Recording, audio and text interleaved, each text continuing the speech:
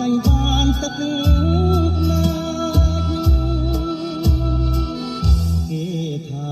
ច្របាច់សពសាច់ស្រីស្រួនចិត្តបងអងរួន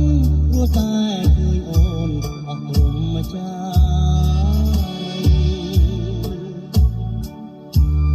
គេសើចសប្បាយលើទ្រូងពីស្រី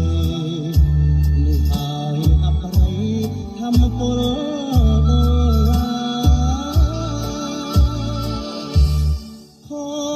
ចិត្តអស្នាកែមិនបានឡើយគេសោយបកលើយមិនខែមទុកធំប្រមិន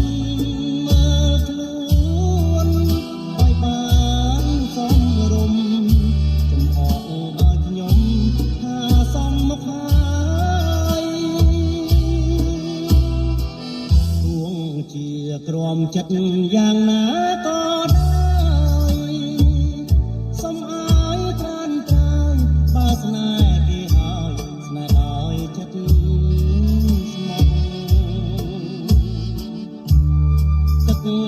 ភ្នែកញាក់ក្រយំសាកស្រណោះអូនស្នេហ៍គេចុះព្រោះអីបងក្រ